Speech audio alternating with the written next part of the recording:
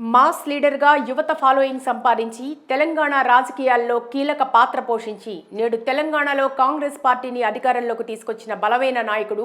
బెరుకు లేదు, భయం లేదు, ప్రజాశ్రేయస్సు కోసం ఎంతకైనా తెగిస్తాడు. విపక్షాలు విమర్శించినా, స్వపక్షం సహకరించకపోయినా రాష్ట్రాన్ని గాడిన పెడుతూ సరికొత్త పాలనకు శ్రీకారం చుడుతున్నారు.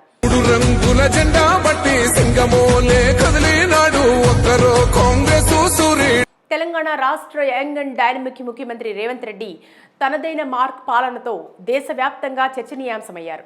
గత 10 ఏళ్లలో ముఖ్యమంత్రిని చూడటం అంటే టీవీలోనో పేపర్లోనో మాత్రం సాధ్యమవుతుంది అనుకునే పరిస్థితి నుండి ముఖ్యమంత్రి అంటే నిత్యం ప్రజల్లోనే ఉండే వ్యక్తి అనే పరిస్థితికి తీసుకొచ్చారు రేవంత్ రెడ్డి.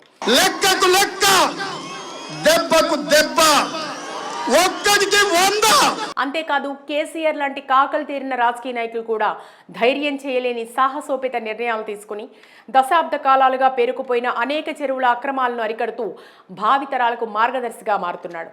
మహబూబ్ నగర్ జిల్లాలో కొండారెడ్డిపల్లి వంగూరులో నవంబర్ 8, 1969 జన్మించిన రేవంత్ రెడ్డిది వ్యవసాయ కుటుంబం.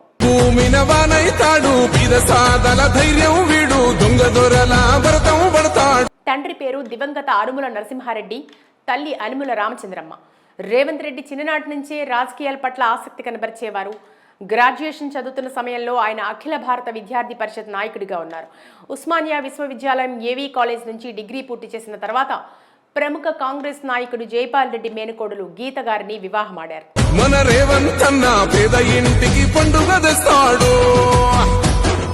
అనంతరం తెలుగుదేశం పార్టీలో చేరి పూర్తి స్థాయి రాజకీయ కార్యకలాపాల్లోకి దిగారు.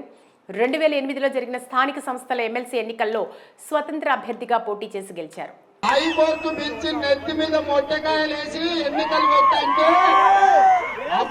కేసీఆర్, వైఎస్ఆర్ వ్యూహాల మధ్య కూడా ఆయన గెలవడంతో ఒక్కసారిగా రేవంత్ రెడ్డి పేరు రాష్ట్రం మొత్తం బలంగా వినిపించింది. ఎమ్మెల్సీగా గెలిచిన తర్వాత రేవంత్ రెడ్డి టీడీపీలో చేరారు. టీడీపీలో యాక్టివ్ గా పనిచేశారు.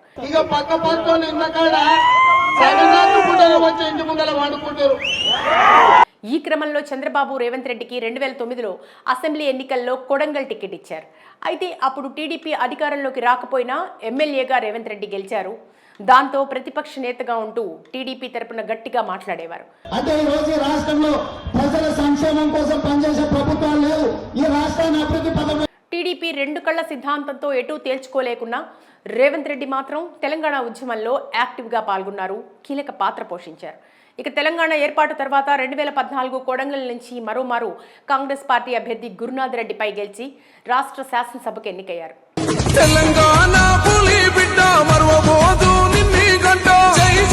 ఆ ఎన్నికల్లో కాంగ్రెస్ పార్టీకి చెందిన గురునాథ్ రెడ్డిని ఓడించారు.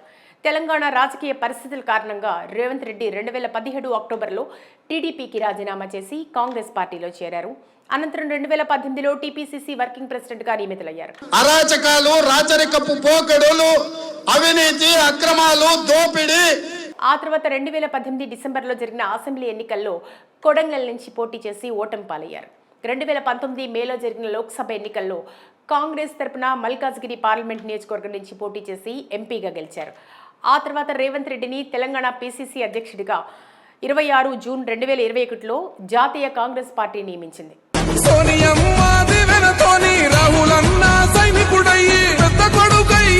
ఆ తర్వాత నుండి రాష్ట్రంలో కాంగ్రెస్ పార్టీని అధికారంలోకి తీసుకురావడమే లక్ష్యంగా రేవంత్ రెడ్డి తీవ్రమైన కసరత్తు చేశారు.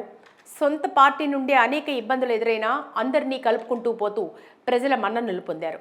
దీంతో తెలంగాణ కాంగ్రెస్ పార్టీని విజయ తీరాలకు చేర్చి తిరుగులేని లీడర్గా మారారు.